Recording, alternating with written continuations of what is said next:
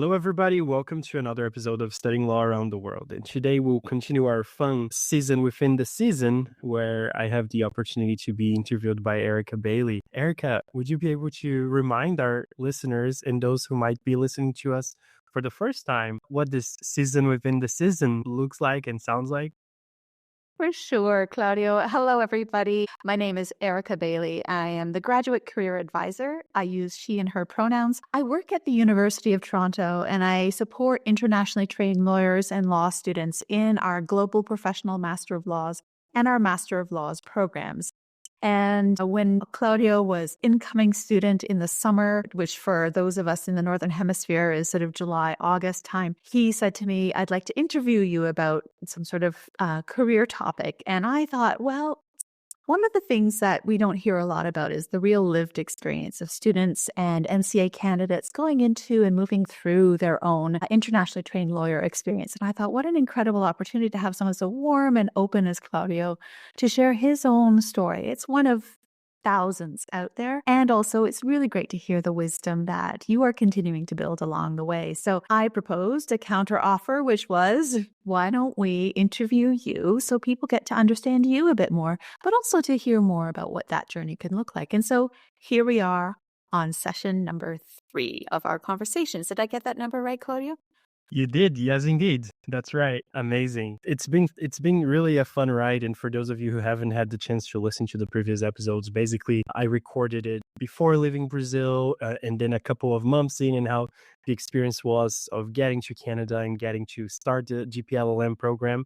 And now basically I'm halfway done. It feels like I'm done with the winter semester, but 5 subjects are done already. So I have only 5 more to go, even though there's still 2 semesters. So that's why it feels like, how is it going so fast? Yeah, it does go really quickly. And I think that's true for any internationally trained lawyer, whether you're doing the challenge exams or you're in a program like ours. Those first few months really are about getting adjusted and getting used to everything, including the activity of the regulated recruit, which is something that we discussed when we first had our conversation, wasn't it? Absolutely, that's right. So I think this is something that we talked about, but now that it's kind of all over, or mostly over, I have a even greater view of, and it's such a competitive process, right? There's a lot of great candidates from all over the world, a lot of people who are doing their JD in Canada, a lot of people who are coming from the top schools around the world. And it's definitely a very competitive process, both for articling and summer. And it's just a lot to navigate, right? There's a lot of documents you need to write, as we spoke about briefly in the other sessions. But it's also a lot of navigating your own emotions and your resilience and a lot of that, because it's not only good news, right? So you want it or not, you go to an interview, you end up building a lot of expectations, right? You think that, oh man, I went to the first interview, basically, right? And then sometimes you get the news that was not quite the case. But it's good to take each of those opportunities as, an opportunity both to feel like you're getting closer, but also to understand that it is a competitive process. And maybe each of these opportunities is a chance to train, to get better, to really exercise those skills that are expected for you to know once you become a lawyer. Absolutely. And I think, juggling that alongside doing your studies is a lot, given that it's a 1-year program. And for many NCAs also, they just want to move through their challenge exams at the same pace. But I'm curious, Claudia, I mean, surely, I think people can imagine that you must have had some challenges along the way. How do you deal with that disappointment? Like, it must have been hard at some point in time. And how do you move through that? And because right now there's more information I know you want everyone to know, but let's talk about what it meant for you to move through the dark days of middle of the fall term while getting bad news. Oh, absolutely. First of all, it's something that puts you down for a little bit, right? We have to recognize that it's not easy to be rejected, right? To have somebody say, "Hey, you're just not a great fit," or maybe we received thousands of wonderful applicants and we aren't able to continue with yours. So receiving that in the volume that it comes, because everybody kind of applies together, get those answers together, can really be a hard hit. I feel like what helped me to get really grounded were a few different things, right? So first of all, it was definitely good for me to be very informed about the process. I felt like I made informed decisions, and I feel like every time we had conversations about the process. People were always honest with me. So my expectations were somewhat on place. So people were always telling me it is a competitive process, and a lot of times just because of the massive amount of documents that firms review and all of that, um, sometimes because of the way you put yourself out there compared to the rest of the pool, they just don't have the time to uncover who you are. You might be wonderful and a great fit, but it just doesn't work because of the numbers and because of lots of things you can't control. So it was good for me. It helped me to stay grounded, to have those clear expectations, to know that it was hard, and to not take it personally, to know that not getting a call back for an in-person interview on Articling Summer, it was not a reflection of my self-worth. Besides that, family is a very important value for me, and I had a lot of support from mine. So every call day, everybody was very comprehensive and maybe prepared an extra nice breakfast for me, as we were just waiting those long hours while we were expected to get a call, and maybe that call never comes around, or somebody calls and say, hey, you've been waitlisted. So maybe yes, maybe no. Those I think were things that helped me to stand through it. But of course, it's obvious that I had to go through the sadness and the feeling like, oh man, I thought I was so good, and maybe I'm not that great after all, or what happened. You have a little bit of a moment of self-doubt and all of that. And I think that's just natural of the human experience of putting expectations in something and they maybe not turning out just the way you expected them to be. But it was a process of growth and a process to understand what it means to be a lawyer here and to go through it, right? It was definitely something that people just usually go through, once or twice in a lifetime happily. So you don't need to for that to happen every year. But yeah, I think those are things that I can really recall when I think about my personal experience. I mean, I think you did the right things. Claudio, you turned to the people who love you. You took time to really allow yourself to be sad. And it can feel really hard, but those hard times actually teach us more about who we are when we are going to face more challenges in the future. And I think anyone who's listening in probably is a mature person like yourself. You already know this, but the challenges are where we learn a lot. And so I think you're evidencing what it means to really reflect, return to yourself, get grounded in what's good for you, whether it's exercise or family or, a spiritual practice or going to a community experience. There's lots of ways to get grounded, but also making time to recover and then getting back into it.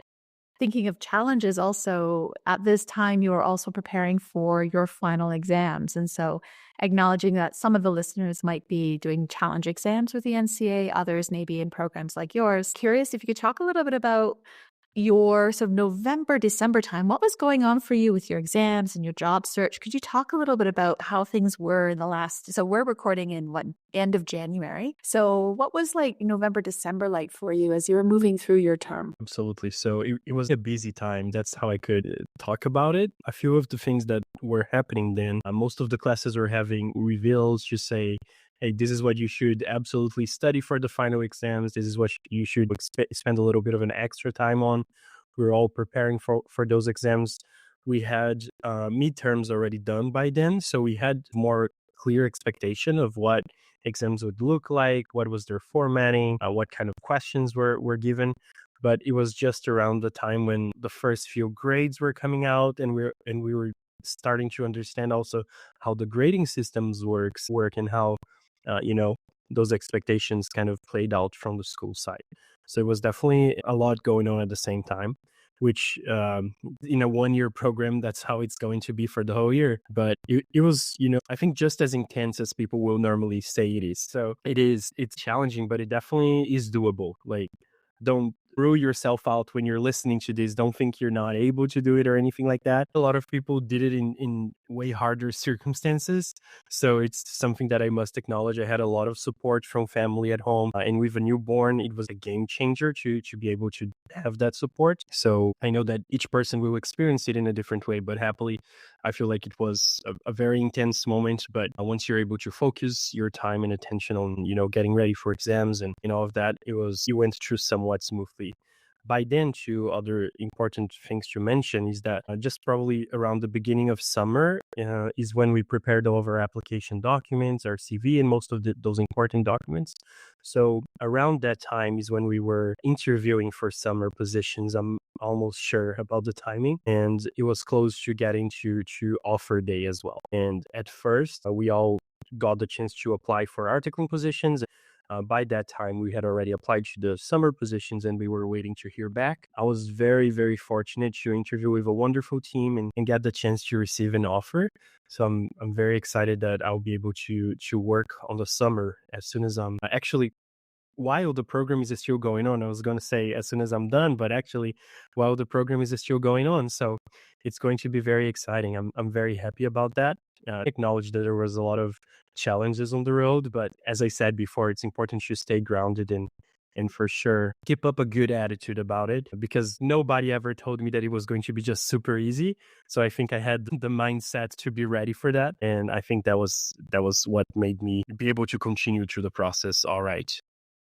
I think you're right. I mean, we are quite transparent, certainly here at the University of Toronto, incredibly rigorous program, one where we have exceptional scholars that we were excited to welcome as a really not bespoke, but like a really tailored experience that everybody gets to learn beside one another. And we always say at the beginning, it goes really quickly. It's going to be intense. And there's a lot of smiling and nodding. But I think once you're in it, you actually understand what that might mean. And it's not without its own supports. As would be with any other school here in Canada, each has their own resources to support students academically so they learn their new Canadian study skills, and also that there are great instructors and a team of administrators there to answer questions to students. And I know certainly with the NCA candidates who may be listening in who are not in a program of study, also, there's lots of communities like the NCA networks and the ITL NCA networks, both of which offer great supports, mentorship, and so on, so that they have ways to connect and talk about what it means to be navigating these challenge exams, especially because those are independent study.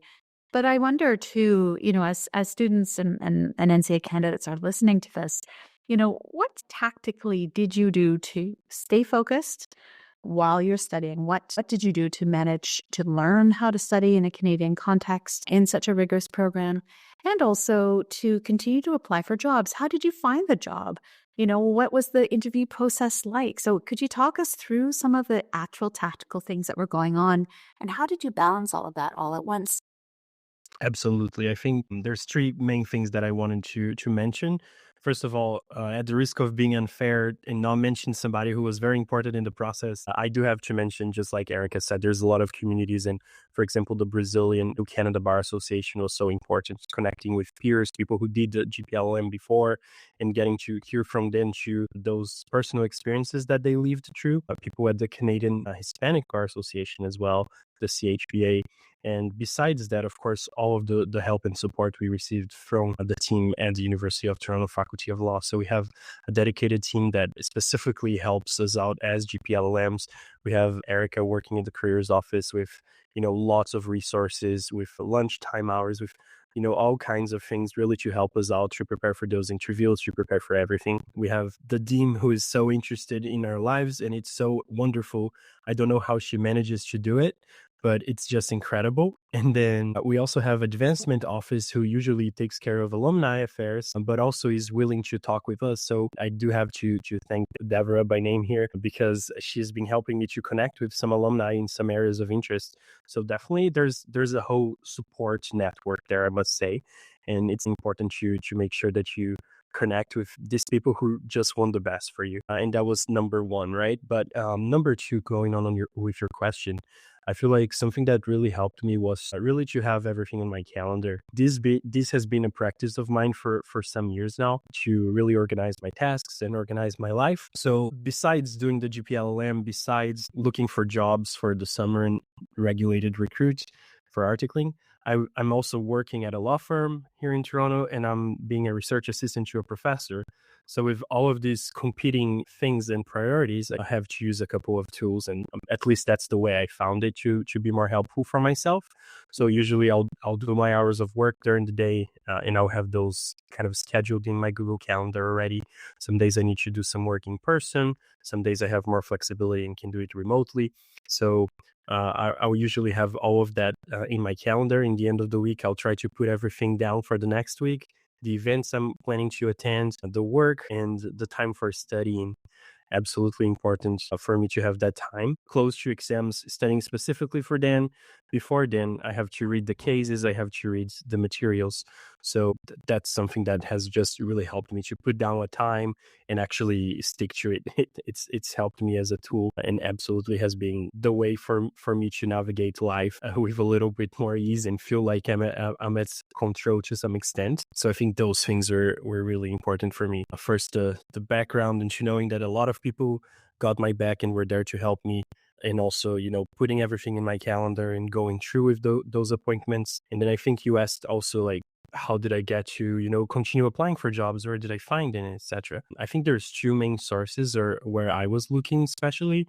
So as students of the University of Toronto, and I'm sure other students must have similar portals, we have a portal with dedicated rows. So they will basically be uploaded to that portal, and all the students get to see them and get to apply to them, sometimes directly through that portal, sometimes through a third party, through an email, etc.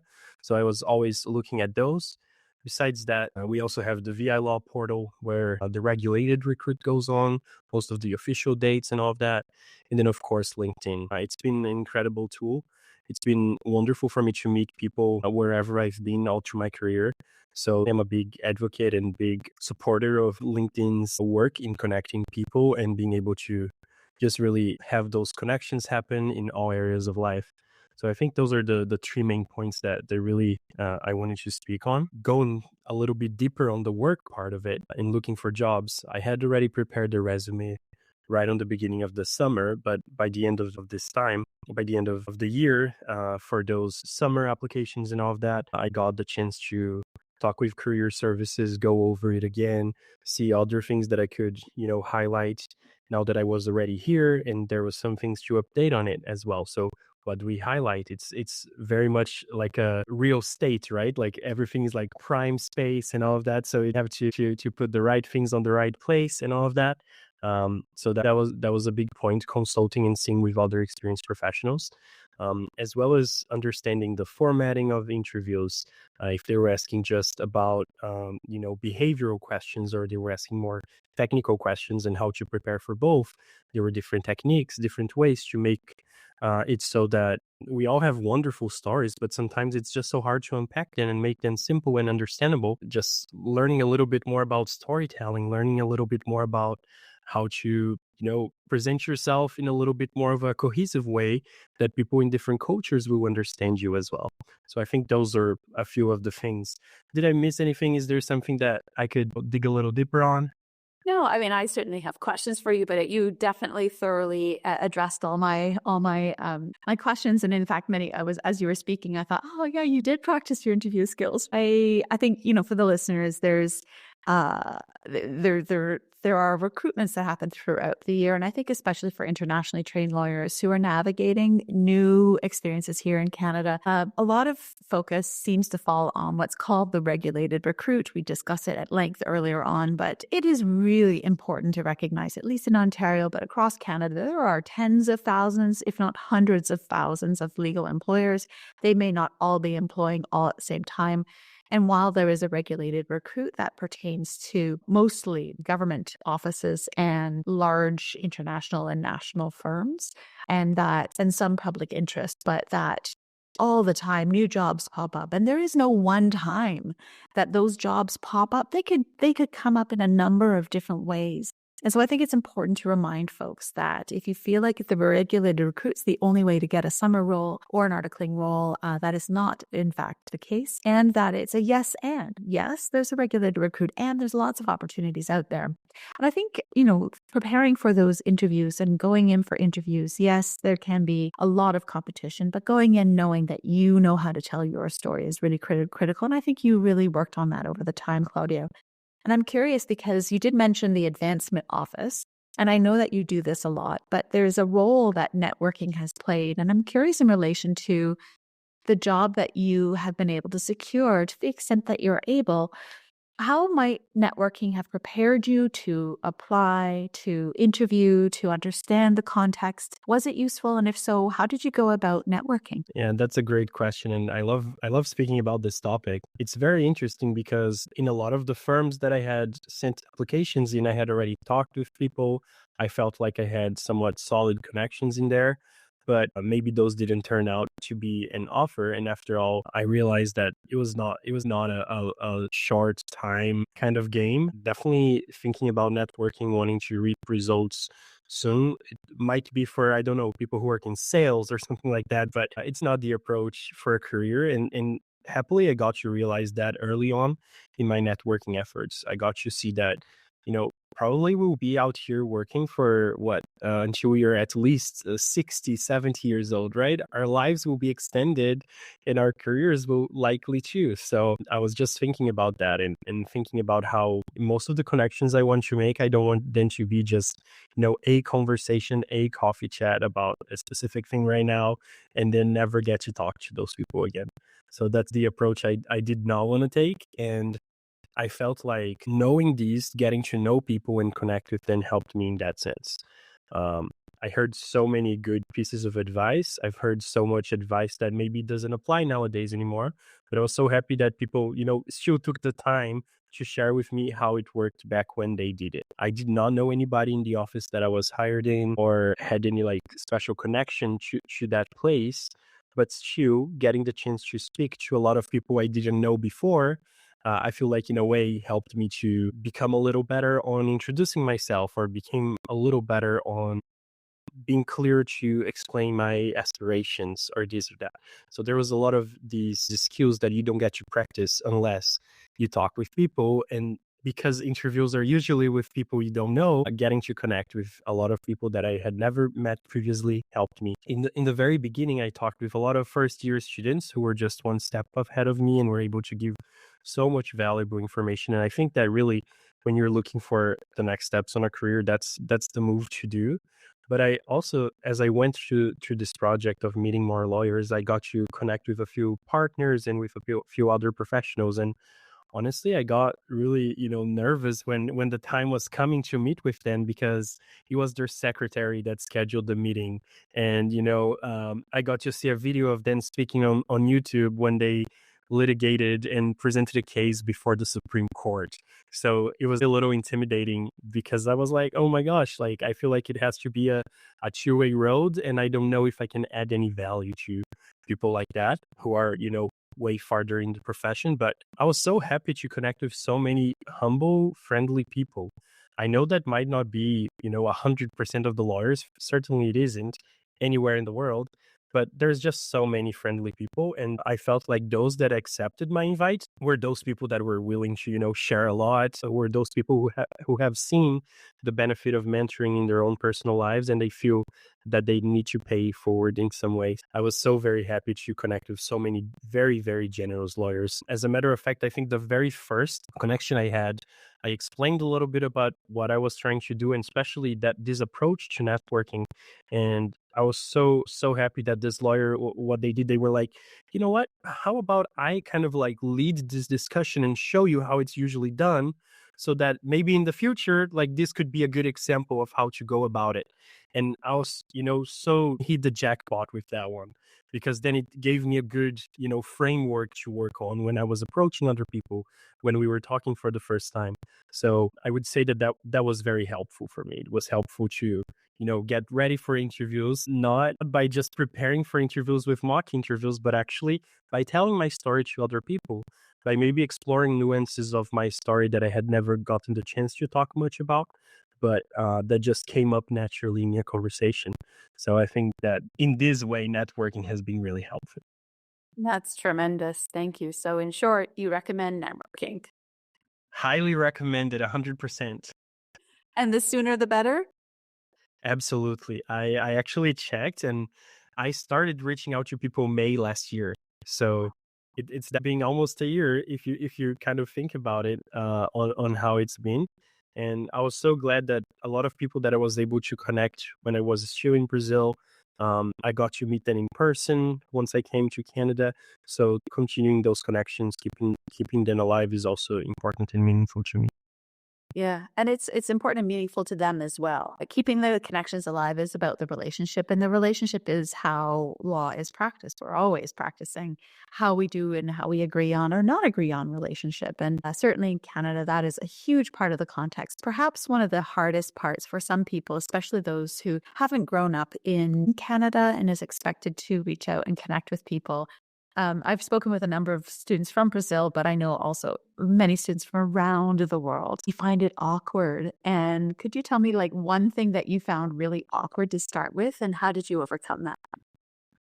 Absolutely. When I was first told that you should reach out to people and ask to schedule a coffee chat online, that was already awkward on its own. It was very interesting to see that this approach is done because I think it's so practical, it's so, useful, it's very nice. It saves and respects both of the people's time, and there's a lot of like very good things to it, but I couldn't see the good in it right away. It was a little interesting for me to reach out to complete strangers and say, hey, we share, who are at a professional place that I want to be at someday, not necessarily the organization itself, but in your career at that step. And I'd love to learn more about that. It just makes sense that that's how it's done. I think that, if this is not done yet in many cultures, probably the future is that it's going to be done like that more and more. But at first it was a little bit weird, and I felt hesitant to send those first few messages because also I didn't know how people would receive me on the other side of the screen. I wasn't sure that I was going to be received with a warm smile and people kind of interested in learning about my story. At times maybe I felt that, you know, people are really not interested in learning about my story, and they just kind of have to do this. So those 20 minutes would be painful for them. But honestly, I couldn't be more wrong. I was very happily surprised. I feel like most people who will accept to go on a coffee chat, a virtual coffee chat, they will definitely, take the time to guide you through it, to guide you and share their personal experiences. So that's really what's been meaningful to me. So it was hard to send those few invites to set it up at first, but it just got better and better with time. Thank you so much for sharing your story. And I think that that is going to be true for a lot of people, especially for those, again, not from Canada. But I will say anyone who's Canadian listening in and thinking about networking is going to feel weird for them too, for different reasons. I've heard people say, well, it's not morally right in my country. If you have to do that, it means you can't do the job. Why, I can't ask people for jobs. That's wrong. So there's lots of different stories that people hear. And also to recognize that networking isn't about asking for the job. It's about having curiosity driven conversations with individuals who are in areas that you also find interesting. And so it's great to hear that. Now, Claudio, some people are introverted. You probably are a bit more extroverted given that you run a podcast. But I think, still you can say that for everybody, it could at first feel a little bit weird. But the sooner you start, the easier it'll get. Like any sort of new exercise, whether it's a thought exercise or a gym exercise, the practice of networking is so valuable. I think in part because you start talking about the things that you are interested in the practice of law, which prepares you for interviews, for incidental conversations that may lead to a job.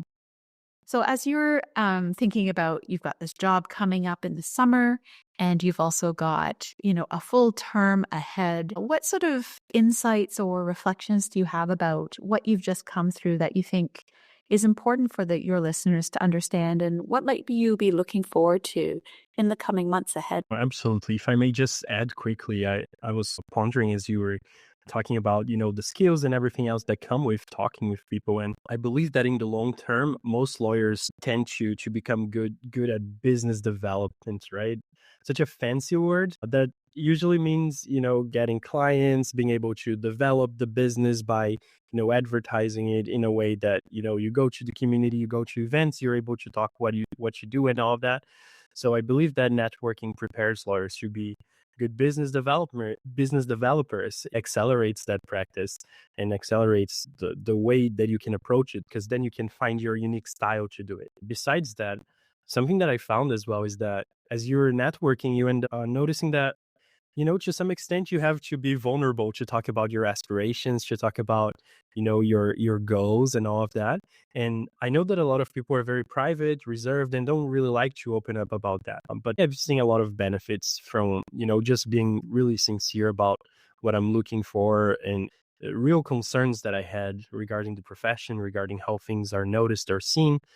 So it has, I feel like that experience to it, the opportunity, maybe I should say, to show some vulnerability and to show, maybe some other aspects of your career, or true concerns that honestly more and more people are just normalizing. So we used to be very maybe taboo to say bad things about the profession, to say, maybe not the profession on its own, but the way some things are done and have been done over the years. And I feel like people more and more are finding that they can, along with their partners and along with their firms, also have programs related to that. We see the Law Society has initiatives regarding mental health and so many other things. So it's definitely important that more people are talking and normalizing all kinds of different struggles that human beings going through this profession will experience. So it's important. And talking about what I look forward to, I'm just starting, and I just had these 2 wonderful classes of admin law and torts law, and we just had so many great cases to start with that I'm looking forward to our next few classes. Our professors were so energetic, and that gives you, a boost of wanting to be there even more. So it's something that I'm looking forward to. And as I mentioned before, very much looking forward to the opportunity to work through the summer, to get to, be alongside more legal professionals and see what they do in the day-to-day practice. And I think that those are 2 really big things that I'm excited about as this semester starts and as we go ahead with the new year. Thank you. And I know that we're probably coming close to our time, but there is a question that came to me as you were speaking. I'm imagining the Claudio 12 months ago, so like end of January 2024. You probably were thinking about the GPLLM, maybe other programs as well. You were wondering about coming to Canada. You were, with your partner, your wife. And so what advice would you go back and give yourself, if any? Maybe you might say, no, go and discover. I don't know. But if you could go back, and I'm thinking about your current listeners, the ones who might actually be considering, do I go to Canada? Do I study in a program? Do I do the challenge exams? I'm curious, what do you want past Claudio to know about his year ahead? I love it. It's a year full of discovering things and figuring them out. And I think that going through this process is really priceless. But honestly, if I could give myself a piece of advice, I feel like I would have started networking even earlier. I would have started it right away. Maybe I've met enough people already, and maybe in a lifetime, there's not such a thing as enough, but just helped me more and more to, have realistic expectations, to see how the process is done, to see how people like evolve in their careers, how this and that works. There's just like this small little things, like I clerked for a justice. And usually in Canada, when you clerk, that's connected to litigation. So a few of the interviews that I went to, they asked me, "Oh, you clerked, but you want to be a transactional lawyer? Like, how do you reconcile those things?" And I didn't know right away that was something that was kind of, the practice here. That usually if you clerk, you're going to be working in litigation and this and that. So there's just this small little things about the practice of law that I got to learn. And um, I feel like you go through your whole life learning probably, but it was just interesting for me to learn that somewhat early on. And I feel like, because I'm a little bit naturally eager and excited about things, I wouldn't mind having learned that even earlier. Maybe it would even be something that I addressed in my cover letter as well, saying like how I had this experience clerking and I enjoyed seeing how litigation works, but that also helped me to have the clarity to do transactional work. So anyways, it was just some other things. If I were to write those cover letters today, I would write probably an entire different text. There's a lot of it that it would be different, but it's just going to be like that because I went through the work of doing that one time around. So I recommend leaving the process, enjoying it, and discover it as you go. I was one that would research and talk to people and all of that, but it was good that sometimes information came came somewhat in a dozed way. I didn't get it all at once because it can be quite overwhelming. I'm very happy with the way things played out, honestly, but maybe just talk to 3 or 4 more people ahead of time. Oh my goodness, only Claudio would recommend that to his past self. Well, I thank you for answering the question. It's a weird question, but I think sometimes on reflection, we can think about, what might be useful for other people coming in. So I hope that, when we next meet, I'm so curious what we're going to talk about, when it might be. It's the next term will probably be just as fast as this term. So I just thank you so much for the opportunity to speak with your listeners. Thank you all so much for listening and tuning into this episode today. And thank you so much, Erika, for donating of your time so generously and hopefully to the benefit of all future generations of students. Bye-bye, everybody. Have a good one. Bye, everyone.